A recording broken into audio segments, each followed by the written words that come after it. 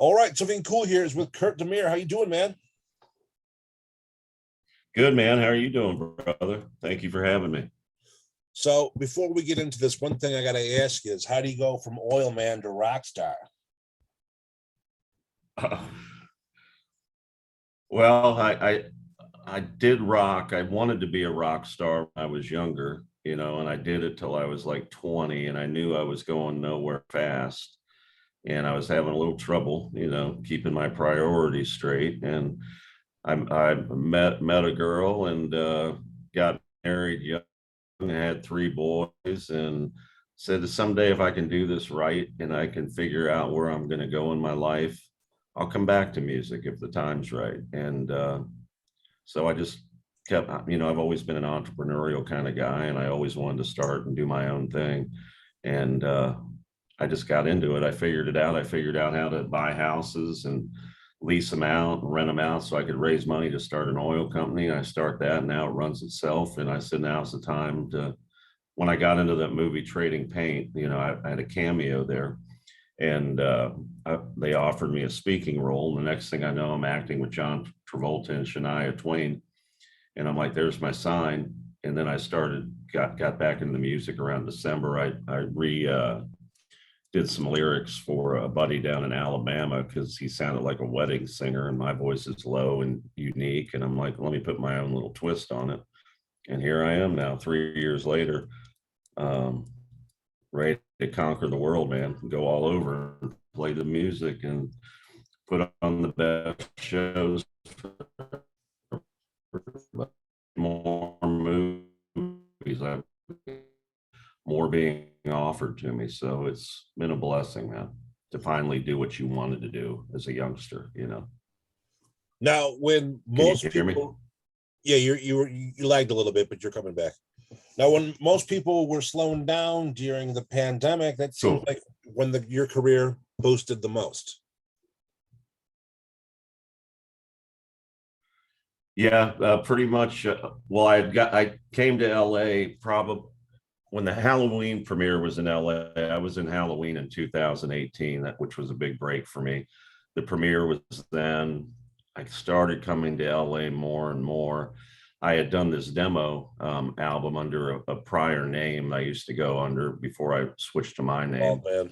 And Bald Man, yeah, because I thought, that's cool, but then my management now are like, no, your name's cool, and Right. we need to forget. Bald Man got you to LA. Now you're Kurt Deimer, and we're going to present you this way, which I bought it, and it's cool, and I love it, And so I came out here March of the beginning of 2020, and I got a studio out in Woodland Hills. I started renting it in November of 19, and I got trapped out here basically. I flew in.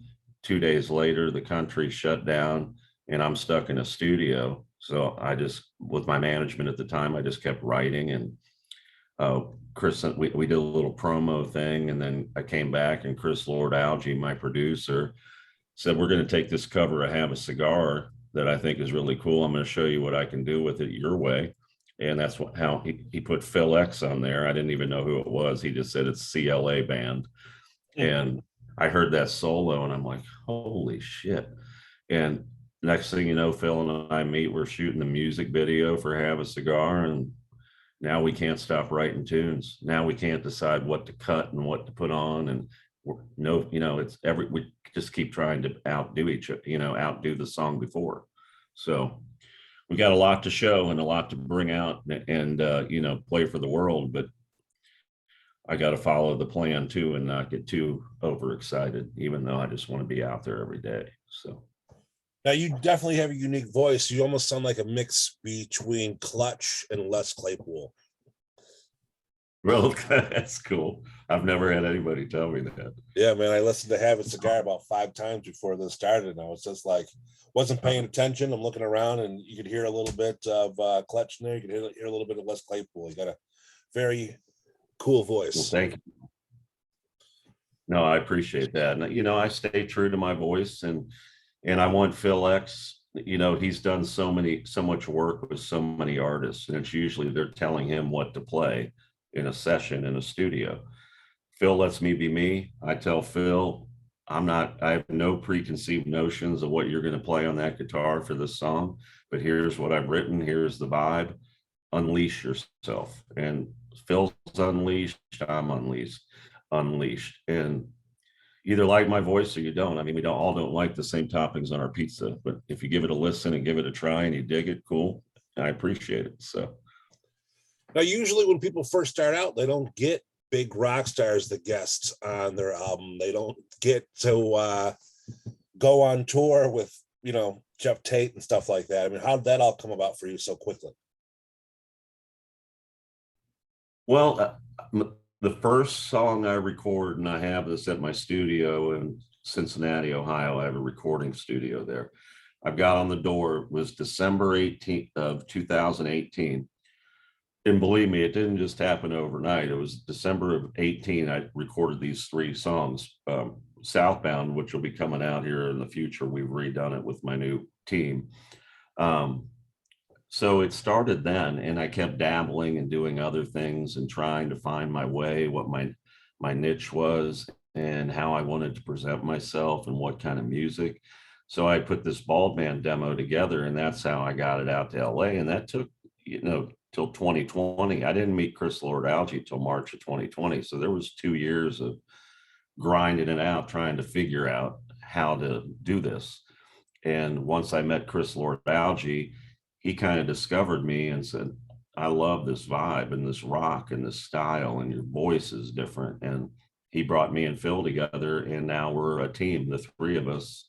So it took about 2 years to get out here and to get surrounded and get seen and heard. But if Chris Lord-Alge never heard me, I probably wouldn't be where I am right now. And he kind of discovered me when I brought that demo to him. Now, in 2020, I read that you But it's crazy. I did what? In 2020, I read that you did a tour to promote Hellbilly Hollow, and it was a concert / movie screening. Did that go on or no? Yeah, we kind of rolled the dice. I needed to get on the road. I needed to decide if this is what I really enjoy doing, because I hadn't played in front of people since I was young. And I wanted to get out there and, cut my teeth on the road. And I had a preview of the movie, which it wasn't even done all the way at that point. It was what we could present. So we thought we'd package the 2 together and get a feel for if I, was digging what I was doing at the time. So yeah, I went out with some great musicians, and we put on the shows to about 15% capacity because of COVID.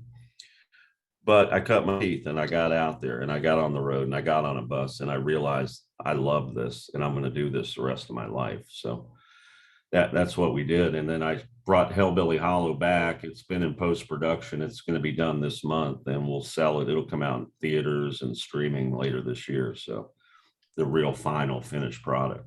That's awesome, man. That's going to be a trilogy. Is that right? Or just a complete franchise? How do you have it No, visually? it's a complete franchise. When I was in the Halloween, I don't know if you knew that, in 2018. Yeah, man, you were the gas attendant. You were like, hey, can you get these keys?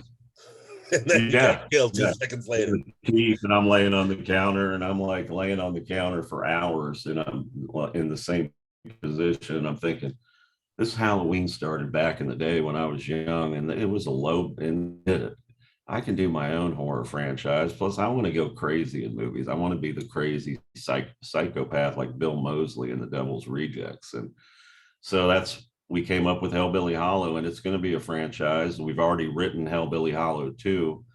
We'll probably film it over the winter is the hope. And it gets even crazier. But yeah, this is the first film. We put a lot of blood, sweat, and tears in it. About 2 or 3 years, because I had to figure out that too. I had people trying to take advantage of me on the movie set, and me not knowing everything. So I've had to figure it all out. It's kind of like I started high school again, and now I'm a junior about to become a senior. It's been that kind of a process for me, but I'm learning every day. So what's the movie? Hard, and I think the what? What's the movie about, actually? I mean, I watched a couple trailers, and looks like kind of like you're getting people to go to like a haunt or something. Well, it's filmed at an actual haunt called Hellbilly Hollow, and I'm the proprietor of the said haunt, and people come to the haunt to be thrilled and go to kind of an old time carnival type setting, and a lot of them don't make it out of there. And because I'm a twisted, crazy motherfucker, and my brother's deformed and was burned in a fire, and he's crazy, but he's my muse, and we get a little nutty with some of the guests there, and then we have to leave at the end, and we can continue on, and you go to see where it all started. Awesome, So man. it's yeah. Sounds pretty good. So kind of like the house October built. Yeah, I would say it. Have you seen The Devil's Rejects? Oh yeah.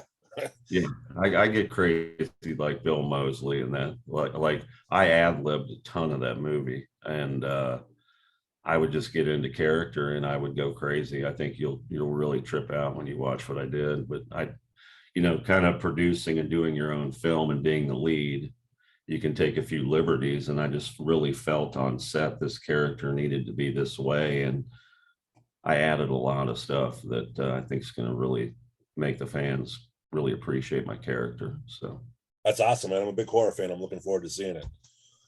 oh, thank you, man. So are you going to tie in your own soundtrack? Yeah, we've got a soundtrack that'll be coming out with the movie. One of our singles that we just played on the last tour with Jeff Tate from the soundtrack's called Doom. That'll be featured in the film. I've got 7 other songs that'll be off of our music that'll be on the soundtrack. Then I've got 2 songs. I don't know if you remember a band from the 90s called The Y Store. Do you ever hear of The Y Store? They were on MCA Records. Chris Schaefer's good. He's a good friend of mine. He's got 2 songs on the soundtrack. And then my friends at Drowning Pool have 2 songs on the soundtrack. So awesome. One off their new album coming out, and then Bodies is in the movie too. So that's real it's cool. Gonna be a killer soundtrack, man. Now, do you plan on doing something similar to what you did in 2020, going on tour and showing the movie at the same time, or no?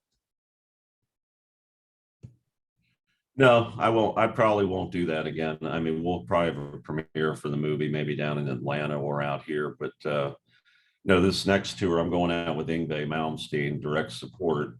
So that'll start the end of April on the 29th, and it'll go through June 5th. And then we're already working on another even bigger tour.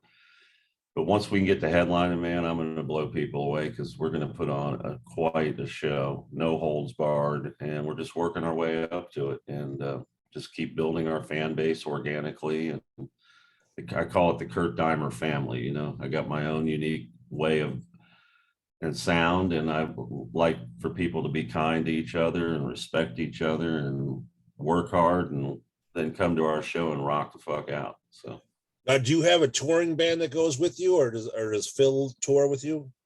Phil tours with Phil's my band. Phil is my music director. He's my lead guitarist. Christian Sturba is my bass player. Michael Vassos is my rhythm and other vocalist, and Dango is my drummer. And I grew up going and seeing bands in arenas in the late 70s, early 80s, and I always appreciated when I'd see the band with the same people all the time, and that you get tighter that way. I don't want to go out and just be Kurt Deimer with a bunch of session guys. This is my band, and we're doing everything to keep it together and always build that unity. We're like a family when we're on the road. We're like brothers. We all get along. Why break something that's working so right? Keep it tight, keep it right. The only reason I asked is because everyone has other projects and stuff. I was just making sure that you'd able to keep that together. The only one who has another project is Phil, and the only time that could be a conflict is if he's out with Bon Jovi. Like this tour, the first 2 dates, we're going to roll without Phil, the 4 of us, but we've got that covered. I mean, we planned for that, but then he'll fly in and meet us on the Hartford show and be there the rest of the time. And we work around that. We communicate, and I try to do it where I'm shooting a film if I know Phil's going to be on a Bon Jovi tour, but this one kind of got a little hiccuped a little bit there, but we can do it as a 4-piece when Phil can't make it. So So with this album, Work Hard, Rock Hard, is that out or is that coming out? It's out. You can Apple, Spotify, Amazon, wherever you stream music, it's out. It's been out since November. And we're going to promote it again on this tour because it kind of came out late on the last tour. And we already have another EP teed up, and we're going to probably tease a couple songs from that. We've got a big single coming out that nobody's heard that I think is going to cross over all over the world. So we're going to play a couple new ones, and we're going to play Work Hard, Rock Hard. We'll probably play Have a Cigar and just jam it out, man. Keep the energy high and keep introducing ourselves to people. So Do you do any other covers or it's just the Pink Floyd? I have a whole covers album pretty much on the back in the background that Chris Lord-Alge and Phil and I have done. With some stuff that'll blow you away. Some songs you've known, but we do it our way, like we did Have a Cigar. I'll tell you one of the songs is Silent Lucidity, but we do it our way, and it'll trip you out, man, when you hear it. Yeah, man, I'm definitely interested in hearing that. I mean, there's such a contrast in voice between you and Jeff, Yeah. so you know. Yeah, and I couldn't play it on obviously when I was touring with Jeff because he's playing it, but it'll come out on we're going to put out an album called Under the Covers or something to that effect. And there's something from the Doors on there that we do our way. There's a little Queensryche. There's a little Phil Collins. There's some cool stuff that we do. We do it our way. So a little Van Halen our way. So when you went on tour with Jeff, did he teach you any tricks to keep your voice in pristine condition? No, I mean he had to do sound check every day. Obviously, his voice is so operatic and just beautiful voice. My voice, I stay more in my range and what I do in my kind of my tone, and I've got my own delivery that I've figured out how to save to where I never feel any strain in my voice. I stay where I don't strain, and that's who I am, and I don't try to be somebody I'm not. So and I don't think Jeff does either. He stays where he's comfortable, and he can sing same every night. I think for singers, it's very important you sing where your voice is comfortable and you're not trying to go too high or here. I mean, I got Phil X who can sing high. We harmonize together. Stay in your range. Do your warm up. I do a warm up. I have a routine I follow, and I do the same thing every night of a show. And I never had any problems at all. And I don't think Jeff did. I mean, we didn't see each other that much because we were always on different schedules. So now that's the one thing, man. Whenever I cover a show, if it's Jeff in town, I got to make sure I'm there for the sound check because it's your own personal show. You know what I mean? I mean, he does like 4 or 5 songs, and it's usually just me and maybe the crew that's in there, and it's just like I got my own personal concert. Oh yeah. We always sound check. When we get one as direct support, we had quite a few where we didn't even have a sound check, but we always do three or 4 tunes, and there was always people in there jamming, like just wanting to hear us play our tunes like that. It's a great little private show. I agree. So how'd you hook up with InGame? How'd you hook up with Yngwie Malmsteen? Oh, I was on the Shiprock cruise. You ever heard? Oh yeah. You hear the Shiprock cruise? I was on the Shiprock cruise. I was in the Stowaways in January and went down and performed there. And I got a Facebook instant message from Greg St. Charles out of Ohio telling me there was this opportunity for this tour. So it actually came to me, but the reason he knew about me because was that tour that I did as Bald Man with the movie. So they had known me from that. And they had also watched what I've been doing now and how I've grown as an artist. And they came to me, I gave it to my management, and we got off the cruise. I was with my manager on the cruise. When we got off the cruise, he worked out the deal, and here we are. So kind of came to me through a Facebook instant message. That's awesome, man. So that means you're going to be keeping busy throughout the rest of the year, because you said once this tour wraps up, you're going to jump on another one. Is that right?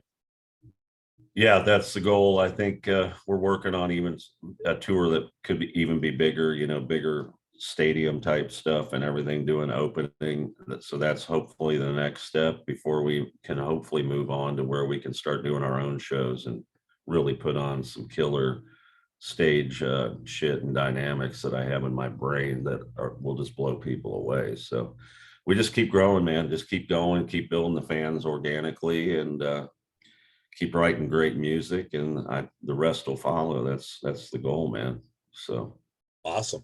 Now, people want to follow up. They want to check out the tour dates. They want to get updates when your movie's coming out. They want to check out your music. Where do they go? What do they do for everything? okay, the hub is kind of kurtdeimer.com, KURTDEIMER.com. That's the hub. You can get to all my social media there. You can sign up for the fan club, the mailing list. Well, the fan club, we call it the fam club, family club. So that's the hub, tour dates, all that. You can follow me on Instagram, Facebook, YouTube, all at Kurt Deimer. Subscribe there. Our music videos are all there too. Twitter at Kurt Deimer. Those are the easiest ways to follow me. And besides the website, kurtdeimer.com, you can get our CDs on there, our merch on there, all that. So that's our hub, right? As of right now, those are the best ways. Awesome. And we're on Spotify, we're on Apple, we're on all streaming under Kurt Deimer. Follow me on Spotify at Kurt Deimer, and you can listen to all our tunes. We got a song EP out called Work Hard, Rock Hard. Now, before I let you go, I got to ask you, man, you got the inside scoop when gas is going to get down?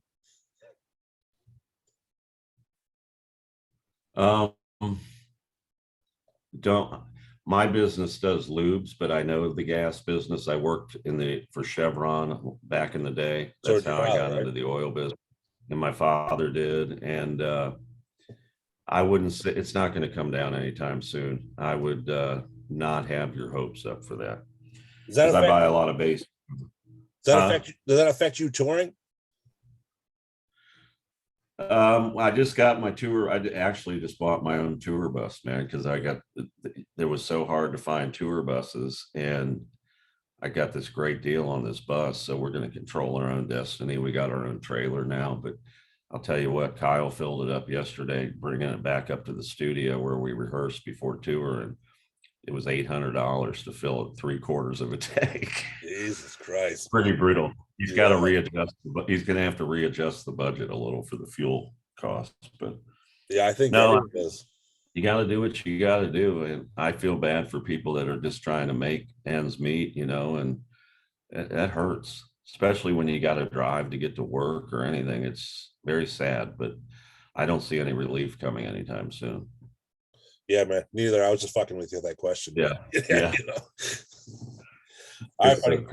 It was a pleasure speaking with you. I enjoyed the music that I heard so far. I can't wait to hear what's next from you, and keep me posted about that movie, man. I want to get an early screening. I will. Hit me up and follow me and hit me up, and let's keep in touch. And anytime you want to have me on, dude, I'm always happy to be here. Awesome, man. Pleasure speaking with you. I really appreciate it. Very nice to meet you, man. Thank you. Take care. You too.